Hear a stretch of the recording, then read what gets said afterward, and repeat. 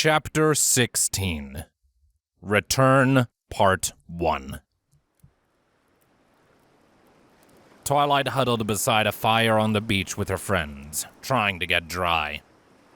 Even with the shallow draft of Solitaire's catamaran hull, they still had to wade through neck-deep, icy-cold water to reach the shore. She had conjured a blazing ring of red flames around them in addition to the conventional fire just to stave off the night chill. When they reached their destination, Quick Fix and Florence seemed happy to get rid of her. I saved their lives, Twilight thought. and they were still afraid of me. She looked up at the looming cliffs. The black outline of Candlekeep's walls blotted out the stars above. We have a couple of hours more until the tide comes in. When we're dry, we should see about getting up there. I hate seawater, Rarity muttered. Her normally perfectly groomed mane was a frizzy disaster after 2 dips beneath the waves. Pinky scratched at her right ear with a hind hoof while she gazed upward. No itchy left ear, She murmured.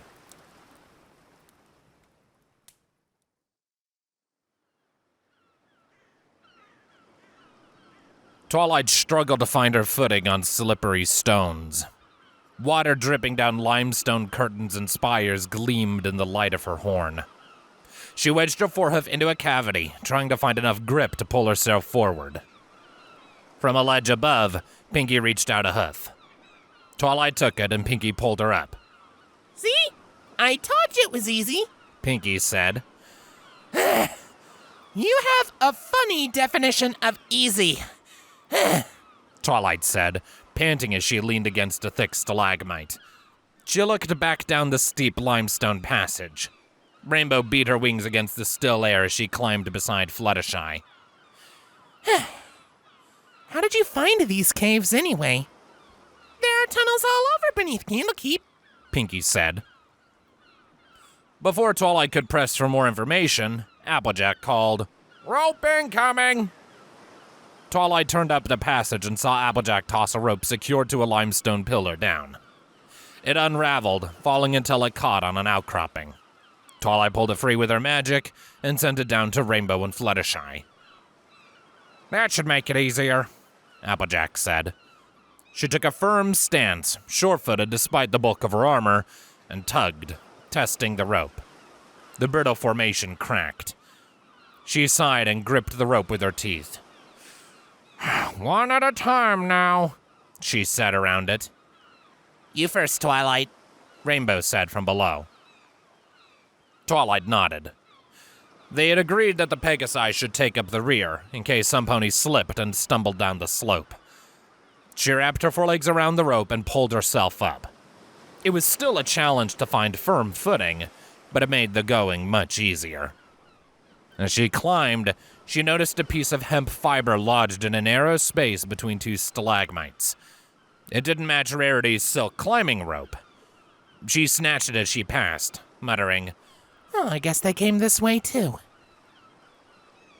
Twilight let go of the rope when she reached Applejack. Beyond, the passage opened into a small, level cavern with a shallow pool of water in the center. On the far side, a level, pony-made corridor met the natural caves. She stepped out into the cavern, clearing the way for the next pony. Rarity sat beside the pool, refilling her water skin with the clear water. Pinky's shoes lay on the stone beside her. She had insisted on borrowing them to make the climb. Well, that didn't last, Rarity muttered, peering at one of her chipped forehooves and her reflection in the water. She looked up at Twilight. Do you know how hard it is to maintain a ladylike appearance when you're gallivanting up and down the Sword Coast with mud and rain and dirt? I thought I could manage, but it's getting to be beyond me. Twilight sat on her haunches beside Rarity. She looked at her own reflection. Her mussed coat was still glossy. She attributed that to a good diet, though the recent spa treatments were certainly a factor. All things considered, we don't look that bad, Twilight said. And why does it matter that every hair is in its place? First impressions are everything, Twilight. After the seawater, I look like some sort of pirate scoundrel. Rarity cried. You're just being fussy. Applejack grunted around the rope as Pinky came up over the ledge. Thank you for letting me borrow these, Pinky, Rarity said, indicating the shoes.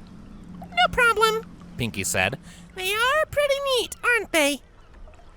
Rainbow and Fluttershy arrived shortly after Pinky, powered up by their wings. Applejack spat out the rope. As she collected it, she said, I could have climbed like every pony else, Rarity. I didn't need any shoes. The rocks practically grab your hooves, Applejack, Twilight said. Do they? Applejack asked, looping the rope around her waist. Twilight nodded. They do. She turned towards the masoned passage. So, Pinky, what were you saying about tunnels? You've never been down in the catacombs? Pinky asked. Twilight shook her head as she crossed the cavern. No, I didn't even know they were here. Oh, right. They're a secret. I found them, though, when I was exploring, Pinky said. And why didn't you tell me? Twilight asked.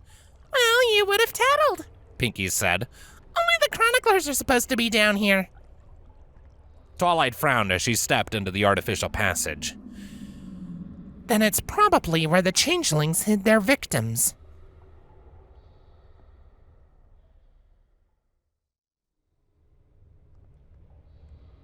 Twilight laced her magic around a circular stone, preparing to roll it back.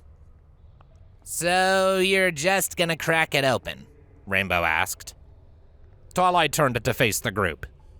Pinky said there were dozens of these, and we need to search them all. Pinkie Pie nodded in agreement. It's a tomb, Twilight. Are you sure we should be desecrating the final resting place of the dead? Rarity asked.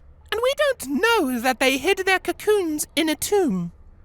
I'm here to save the living, Twilight said as she turned back to the stone. She wheeled it out of the way, opening the tomb. A gust of stale air greeted her nostrils. And it's not like the dead are around to care, Twilight thought. Rarity sighed. Agreed. I just wish it didn't involve this. Twilight stepped into the entrance, brightening her horn. The desiccated husks of long-dead ponies rested in alcoves along the wall. The bones from a single earth pony were arranged on a slab in the center, with the skull lying on a dusty, unmarked tome. There was no sign of changelings. As Twilight turned to leave, Pinky brushed past her. That's where you went, Pinky cried. With a hoof, she carelessly rolled the skull aside and picked the tome up in her mouth.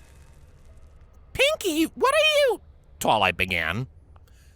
Pinky rushed over to her, opened the tome, and shoved it in her face. There were no words written on the page. Nothing but discolored parchment. Pinky, it's blank, Twilight said, pushing the book aside. Why did you grab it? Pinky flipped the tome around in her hooves. What? Really? She shrugged and stuffed it into her pack. That's too bad. I really wanted you to meet him. Who? Twilight asked. My teacher, Pinky said. The master of the ever-smiling path. Twilight blinked. What? He said he was an echo. I can see him on the pages and hear what he has to say, Pinky explained. Pinky, you haven't gone full-blown crazy on us, have you? Applejack asked. Pinky grinned. Nope. She stepped past Twilight and exited the tomb, and Twilight followed her out. Applejack walked toward the center of the room outside, stepping between two support columns, as she gazed around at the other sealed tombs lining the walls. Great, one down, a bunch to go, she said. This place gives me the creeps. It's almost as bad as where we found Hey Brittle hiding. Twilight rolled the stone door of the first tomb back into place. At least the bones aren't animated. Rarity raised her bow and manifested a crystalline arrow on a string. Someone's coming. She pointed between the pillars with the arrow. Lacing her magic around the hilts of her swords, Twilight turned.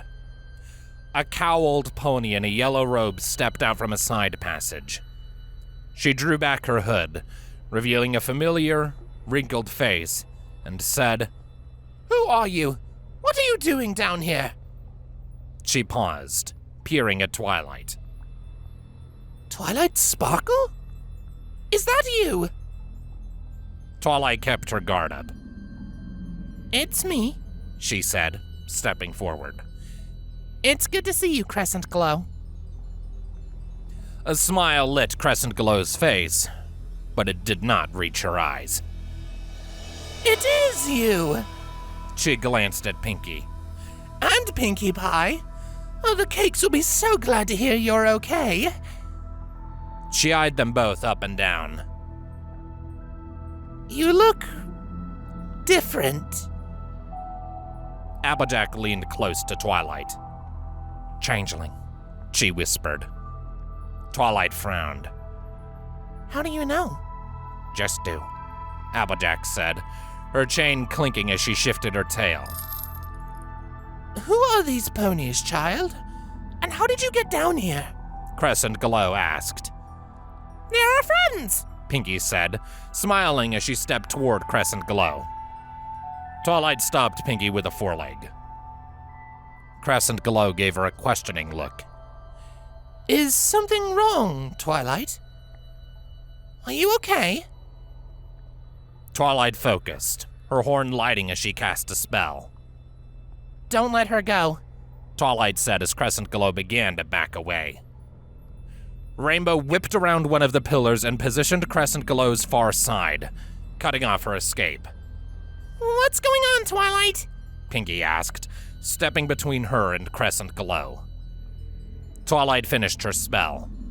The world snapped into focus. A shimmering pink silhouette filled the center of her field of view. That's odd, She thought. Life is supposed to be white. Around her, she perceived the lifeless dark shapes of ancient stone. She pushed past Pinkie, glimpsing a tiny black speck out of the corner of her eye in the center of the pink blur, and faced Crescent Glow. All she saw was a white shape, backing into a cerulean blue one. Applejack, are you sure? She asked. Sure as I can be. She just doesn't seem genuine, Applejack said. Twilight peered closer at the white silhouette. She couldn't make out any features, but she knew beyond a shadow of a doubt that she was looking at Crescent Glow's soul. Apparently, true seeing doesn't work, She said. I guess I expected as much given how their curse works. Oh, I get it. She's a changeling, Pinkie said. Twilight glanced down briefly. A black thorn dug into her chest, above the white lavender shapes of her hooves. She gasped and abruptly released the spell. When her vision returned to normal, all she saw was her fur and the silver crescent of the necklace nestled around her neck. Pinkie waved a foreleg in front of her face. Twilight, you okay? Twilight took a deep breath.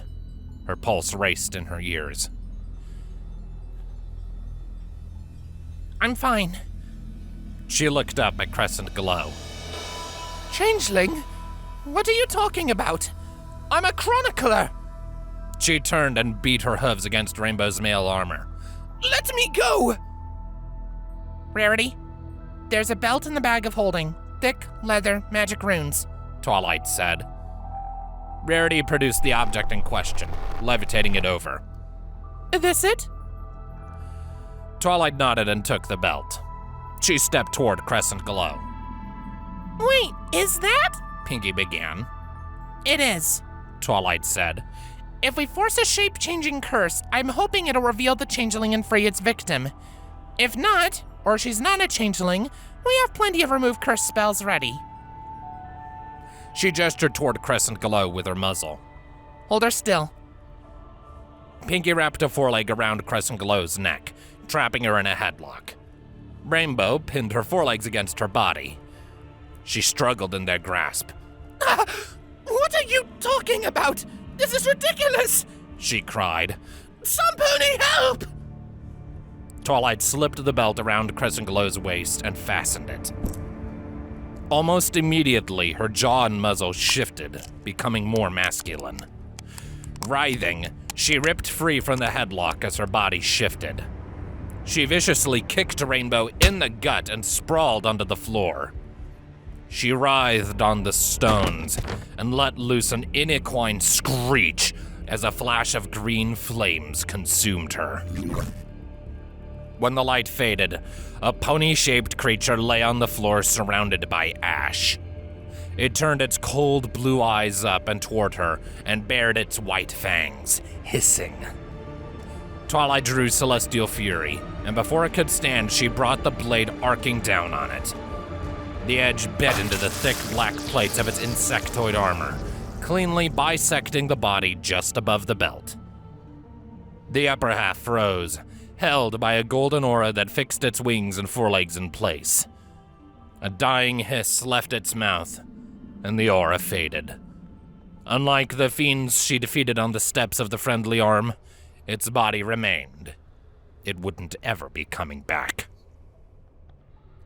Ow. Did you just kill her? Rainbow asked, clutching her belly as she stared at the body.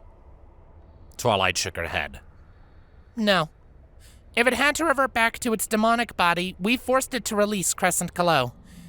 She's trapped in a pod somewhere, possibly conscious. She scraped green ichor off of Celestial Fury's blade before sheathing it. Then we had best find her, Applejack said. Good thinking with the belt. Will she drown in the green stuff? Pinky asked. She might, Twilight said as she retrieved the belt, looping it beneath one of the straps of her pack. The ichor nourishes the body while they're in the pods, but I don't know for certain if she'll be able to tolerate the fluid in her lungs. We should hurry. She turned toward the next doorway. The grating of stone on stone drew her attention. Across the chamber, one of the tombs opened. 2 changelings in their native forms rushed out. They took one look at the body on the floor, and each leapt into the air, fleeing in opposite directions. I've got right! Rarity called. With a sharp crack, Truthseer punched through the air a few hoofspans from Twilight's left ear. It curved around the pillars, its twin spikes homing in on the changeling to the left. In the blink of an eye, it struck with a flash of white light and pinned its target to the wall, driven clean through the demon's chest. Twilight turned her attention to the other changeling. When she caught a glimpse of it through the pillars, it was already limping along the ground, one crystalline shaft buried in the base of its leg and a second in its flank. Twilight drew Celestial Fury again and galloped after it, shouting, They must have been tending to the nest. Check the tomb. On it, Rainbow called. She easily caught up to the wounded changeling. As she approached it from behind, it turned to face her and bared its fangs. Green light raced up from the base of its crooked horn. With a simple thought, Twilight launched 5 lavender orbs at it before it could fire its stunning bolt. The missiles fanned out and struck it from all sides. 3 of them dissipated on its black carapace, but the others passed clean through. The glow faded from the changeling's horn, and it reeled, staggering back as the orbs of arcane energy burned it. Twilight rushed forward and readied Celestial Fury for a swing. Before her eyes, the air shimmered, and a mirror copy of herself replaced the changeling. She hesitated for only a split second before she struck at the Twilight in front of her. The moment her sword touched the illusion, it collapsed. She cleaved through the changeling's neck. The demon's head struck the floor, spattering ichor. Its body collapsed beside it a moment later. It must have been trying to confuse me at the last second, she thought. She scraped her blade clean once more. She was glad the magic missile spell worked. The book had mentioned that nearly every demon possessed some measure of magic resistance, including changelings, but it didn't specify how strong it was. It seemed even her weaker spells could overcome it, at least some of the time. She turned toward the recently opened tomb. To her surprise, the corpse of the changeling Applejack had killed remained, lying on the floor beside the wall in a pool of ichor. Apparently, I'm not the only one who can kill these things for good, Twilight thought.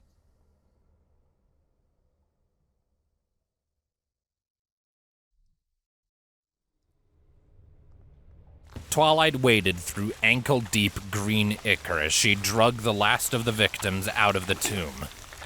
Split pods covered the walls around her and arched above her head. A sickeningly sweet smell filled her nostrils. Better than the stench of death, but still disgusting. As she reached the exit, a bit of the green slime dripped onto her muzzle and oozed down over her mouth. She kept her lips tightly shut while she wiped it away. Outside, unconscious bodies lay on the floor of the chamber. She had counted 18, including the one she was carrying. Less than she expected, but still far too many. She recognized nearly all of them. As she set the last body down beside the rest, Crescent Glow coughed weakly from where she had leaned against a pillar. The old chronicler had suffered a coughing fit when they'd first freed her, but she was otherwise unhurt. That's all of them, Twilight said to Fluttershy. Fluttershy nodded, and her eyes began to glow. A circle of pale green light spread across the floor from her hooves. Each pony it reached shot awake and spat up ichor. Within a few seconds, she had freed all of them from the curse with a single spell. As the ponies on the floor coughed the fluid out of their lungs, Twilight walked around them to join Pinkie beside two ponies, Mr. and Mrs. Cake. She smiled softly as they opened their eyes. You're safe, Twilight said. I'm so glad you're okay! Pinkie cried, diving in to embrace the pair. Pinkie? Twilight? Mr. Cake said after he sucked in enough breath to speak. He coughed again and wiped his mouth clean. Is this the Celestial Fields? Mrs. Cake gasped. Twilight shook her head. No. You're alive. We all are. Mrs. Cake buried her face in Pinkie's mane. I feared I'd never see you again. Pinkie pulled away, sniffling. The main thing is that we're all okay. Mrs. Cake climbed unsteadily to her hooves. She fixed Pinkie with a hard stare and weakly smacked her in the muzzle. Pinkamena Diane Pie, don't you ever run off like that again. I'm sorry, Pinkie cried, tears springing to her eyes. I didn't want you to worry, but Twilight needed me. Mr. Cake picked himself up, looking at the ponies around him. Where are we? What's going on? He stared at Twilight. What happened to you? Where's Star Swirl? Twilight looked away. He's dead. Mrs. Cake gasped. Oh, I'm so sorry. Twilight shook her head. Her chest throbbed, but she swallowed, pushing it away. Don't be. It wasn't your fault. She turned to the rest of the group. This can't be all of them. The changelings might have another nest. Before Pinkie told me about the catacombs, I thought we would find them all in some rarely used corner of the archives. Are you sure there's more? Rarity asked. Twilight nodded. Positive. None of the pods are big enough to be the one the changelings moved here, and all of these ponies are from Candlekeep. Rarity, Rainbow, Fluttershy, we are going up. Pinkie, Applejack, stay with this group, protect them, and remember, any pony could be a changeling. Even us. The ones copying this group might not be as convincing now that we've removed their curses, but they still have their illusions. She turned away from Mr. and Mrs. Cake and faced a passage she remembered Pinkie saying led up to the library basement. Challenge is solar. Countersign is lunar. we're splitting up? Pinky asked. Shouldn't I be coming with you? Twilight stepped toward the passage, Rarity and Rainbow joining her on either side. You're the only one who knows these catacombs. Once we reach the library, I'll know my way around. I want some pony who can kill the changelings permanently with each group, meaning Applejack stays. If you girls move, leave a trail for us to follow. I should stay, Fluttershy protested. These ponies might need care. I can only remove one curse at a time. If we find others, I'm going to need your help. Twilight paused, turning to look at Fluttershy. Come on, she snapped. They know we freed this group. There's no time to waste.